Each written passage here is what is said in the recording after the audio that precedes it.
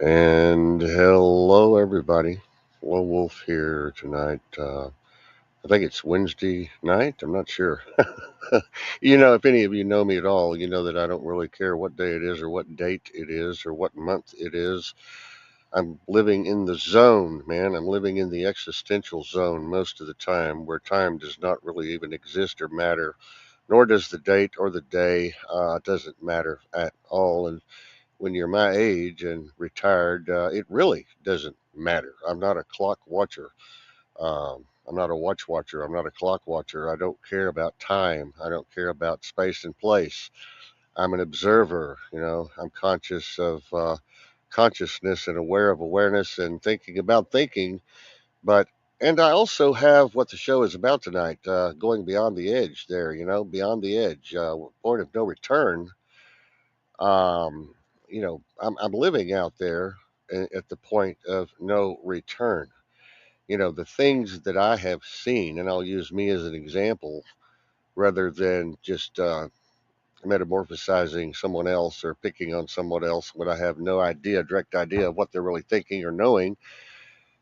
I've gotten to the point of existential crisis where too much information is coming in, and I'm trying to absorb all of that information. I'm trying to calculate and analyze all of that tsunami of information coming in. Now, a lot of people just don't really give a damn what's out there, and they don't really give a damn what's coming in.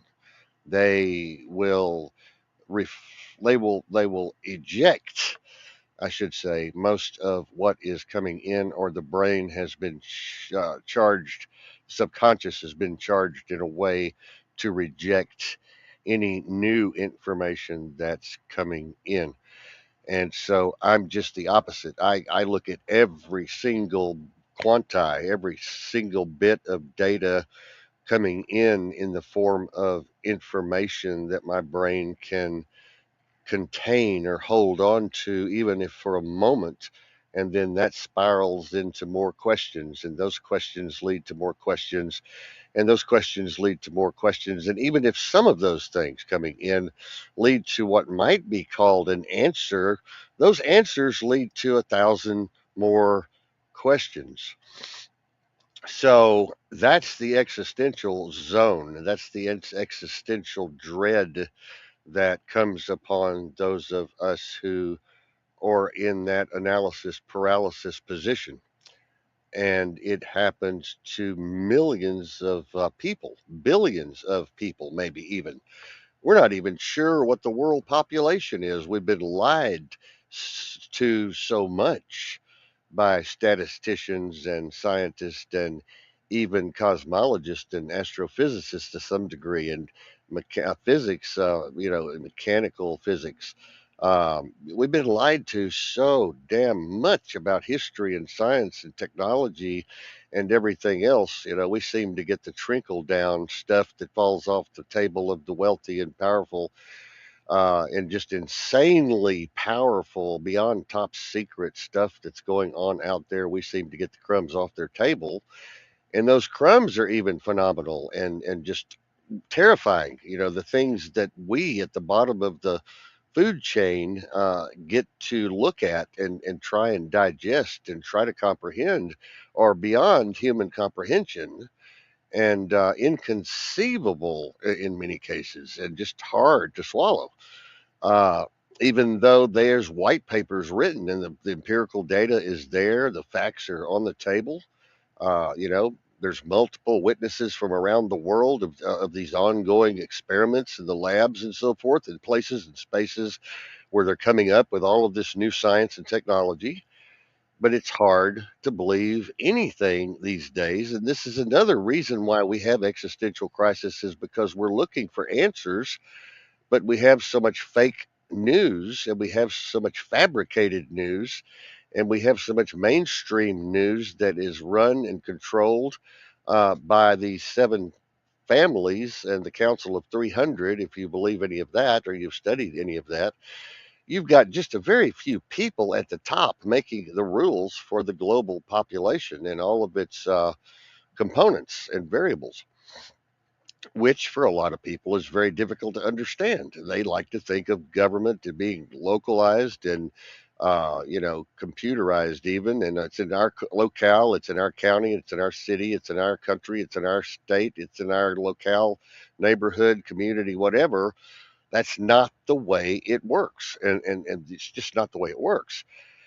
uh, we are a global system now more than we ever were before. A lot of people would argue with me and say, no, no, no, we've been global forever, since 1920s or whatever. No, not as global as we are now. If a domino falls in Dallas, you're going to get a repercussion in San Francisco. Everything is affecting everything else because of the Internet of Things. You can fart in Dallas and somebody can smell it in Alaska. I mean, that's how crazy this whole thing is right now. Because you do something in your life, you have an activity or an event. The first thing people do is get on TikTok or get on Instagram or Facebook and tell the whole world about it. And I was constipated last night, or I'm gassy, or I threw up this morning, or I was had a hangover this morning, or my wife's leaving me for another man. People just talk about everything, and then we complain about surveillance. People complain about, oh, the government's watching us too much. Oh my gosh, they're watching. They don't have to watch us. We tell most people spill the beans on Facebook or some kind of other platform. Uh, they don't have to work that hard to surveil anyone because you're surveilling yourself. You're opening up and telling the world and all of these three-letter agencies and other types of nefarious organizations what you are doing, when you did it, how you did it, who you did it with, why you did it, and who did it to you, and why they did it, and why you think they did it. And so they don't have to put the Wi-Fi on and X-ray your building you're in, your home you're in. They don't have to trace your phone calls. They don't have to come in and interview you or arrest you. They can just look at social media. The AI is running social media. I told Marion a little story last night about 11-year-olds in Chicago. I think it was. You can look it up. 11-year-olds are under the pre-crime algorithm now, where they could tell if an 11-year-old is going to be a gang member, going to be jumped into a gang, what gang, and why and how and when and where. And there are like 3,000, I think it was, 11-year-olds had been put on the gang watch list at 11 years old. They had another algorithmic story going on where there was like 9-year-olds. They'd put several hundred on the watch list. It's insane. And if I know my producer, she's up there Googling away, and I don't want her to do that tonight until the show's over. But anyway, I know her like a book. But damn it, I hate that too. I just hate that. I hate it when I know somebody so well. People say, "Oh, you never know anybody completely." Yeah, you can. Trust me, you can, depending on how simple their mind is or not. Um, but yeah, past the point of no return. Another thing I wanted to mention tonight is the fact that many of you have been locked up in mental institutions. We won't even talk about the prison system tonight. I'll go into that another night. But the mental health situation is just terrible. They are locking people up right and left. The emergency room is kind of the catch-all. They're the gatekeepers. They'll bring you in the emergency room and they ask you all these personal questions like, do you have guns at home? How's your sex life? Have you ever felt like offing yourself? Do you feel safe at home? You shouldn't answer any of these questions, folks. You shouldn't answer any of these questions. And I've talked to people just recently that don't and won't answer those questions. And unfortunately, this can keep people, especially people that are very, very awake, very highly conscious of our current system of surveillance and our broken mental health system. They will just stop going to the doctor and pour their medications down the commode or the toilet or whatever you call it in your region. Toilet, commode, whatever, shitter. Words are funny, aren't they? Um, just pour all their stuff down the shitter and just forget it. Get out of the system because the system wants your data. They want your data. They want your information. They want to know all about you. Okay. And I don't think it's anyone's damn business how many guns you have in the house or if you have sex 5 times a day or 5 times a year. I don't think it's anybody's business if you watch porn or if you feel safe in your house. If you don't feel safe in your house, get the hell out of your house. Take a cab, go somewhere else. I mean, I just don't think the states should be overlording us as much as they are, and unfortunately, they are, and we've let them. I'm sure many of you have gone to the doctor, emergency room, or even just a regular doctor's office now. I've noticed they're starting to ask these bizarre, highly invasive questions to people, and and it's got to stop. I'm not. I'm going to just stop filling the damn things out, and if they have something to say about it, I'll say just do something about it. Do something about it. If you don't like it, I don't have to answer these questions. You know, I know there's a constitutional um, clause out there that states specifically, I think it's 14th Amendment, about searches and seizure. Well, searches and seizure could be your mind and your brain. I don't know if y'all knew this or not, but we could carry it that far. And you should not give anyone permission to search your belongings at your house or in your car or in your boat or on your motorcycle or in your brain. You should not give people permission. Oh, you can search my brain. You could go travel around in there, do whatever you want, look wherever you want. No, you shouldn't do that. But people do it because they just feel the need to do it. They feel like authority has spoken and we must do this no matter if it hurts. And I'm saying, don't do it. Don't do it. Don't do it. Now, if it's a medical question, sure, tell them, that you had a heart murmur last year and you were diagnosed with cancer 2 years ago and it went into remission and blah, blah, blah. And you've had your bowel movements are just fine. Thank you very much. Your diabetes sugar levels are looking better. That's fine. That's fine. That's fine.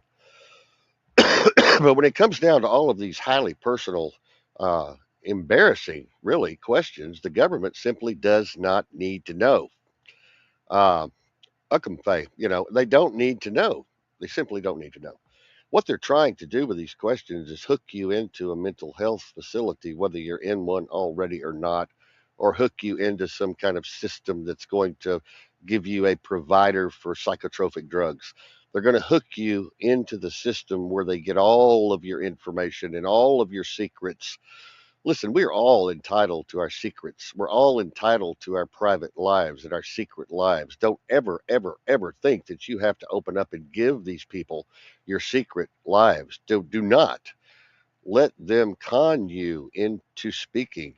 And that goes for kids, it goes for adults, it goes for grandma and grandpa, it goes for Uncle Tom and Uncle Aunt Betty and whatever. No, tell everybody, do not answer these damn questions.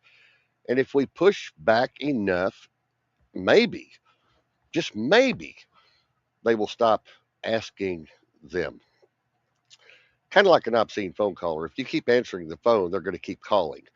And in your mental health situation, when you're in the emergency room, if they keep asking these stupid questions and evasive questions and private questions and you keep answering them, well, hell yeah, they're going to keep asking them and they're going to get worse and worse and worse and worse and worse. So push back, people. Push, push, push, push back and do not consent. Do not consent to all of this bullshit. Simply do not consent.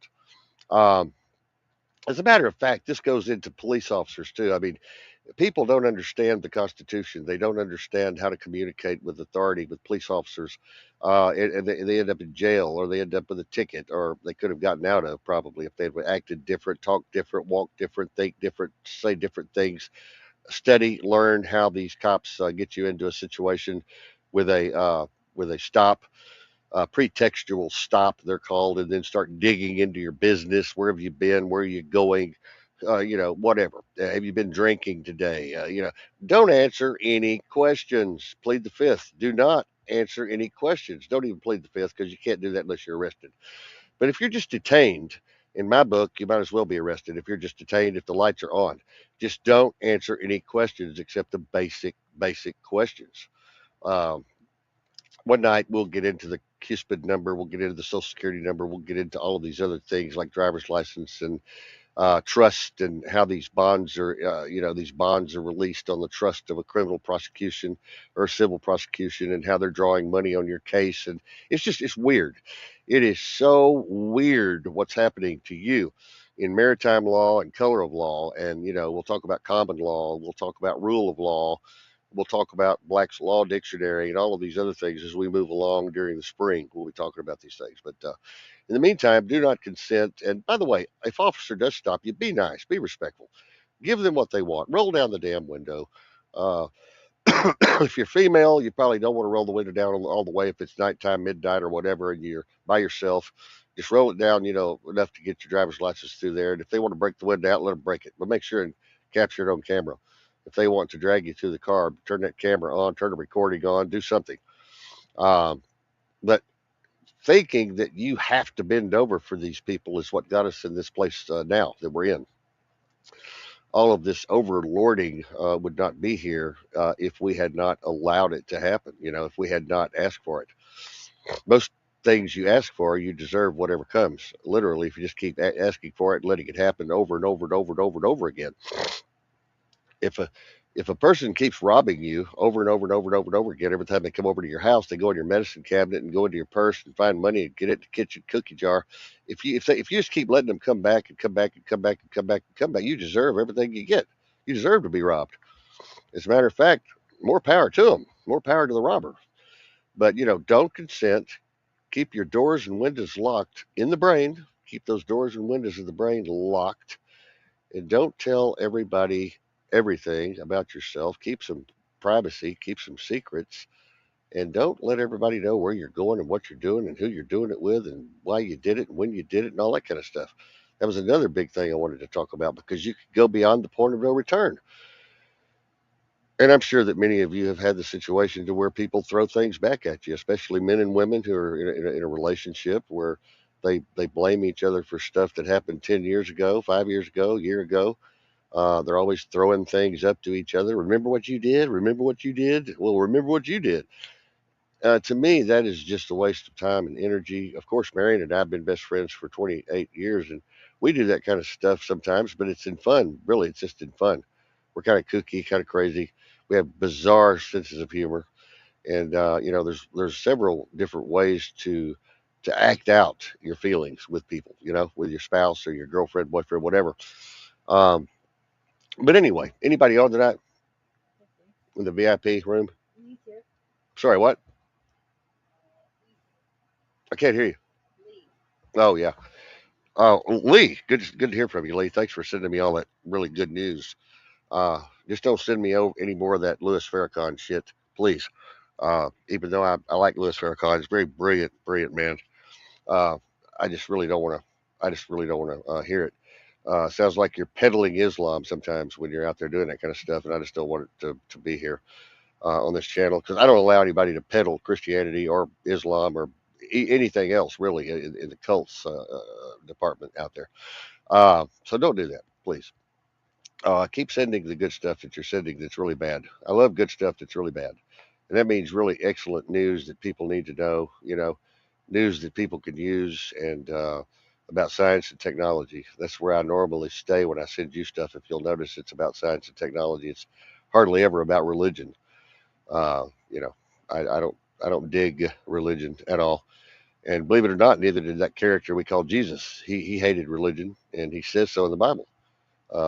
He hated the scribes and Pharisees prancing and dancing around through the town square, showing everybody off how beautiful they were and how many prayers they could put out and blah blah blah blah blah. Jesus hated all that stuff, and that's the way it is. But I'm gonna get off this thing. I rambled enough. I'm sick. I got the flu. I got the flu. No, it's not COVID-1. My gosh, don't even say it. Jeez, who cares? Have I had the Ache? No, I have not had the Ache, and you can take the Ache for me. You can take 2 or 3 boosters to go along with it. I don't give a shit. Just keep them away from me. Well, I hear some of you smart ones say, oh, it's in the chemtrails and it's in the water and it's in the food. Well, you're right. You're right. You're right. But we don't want to get off down that crazy rabbit hole tonight. We'll just do this thing slowly over the spring. Like I said, we'll bring all this stuff up and talk about it. And eventually we'll have another chat room going where y'all can get over there and really have some fun once we get somebody into this new station Mary built. Mary's nice enough to let me host this new station some. And our bots, of course, are out there hosting on alternativepublicradiointernational.com. You all be sure and check that out. Alternativepublicradiointernational.com. We put in a lot of time on this website, and it's really looking good. Mary's done such a good job cleaning it up, getting it SEO'd, and getting it out there to the people around the world. People are already starting to kind of notice it in these different countries, and we're very happy about that. Um, But anyway, I run through a lot of these things just the way my mind works. And if you can't catch up, you just can't catch up. You know, the train's already left, and many people got left at the station. And I'm sorry, we'll be back to pick you up later, Mr. Microphone. Y'all take care. Lone Wolf out. Bye.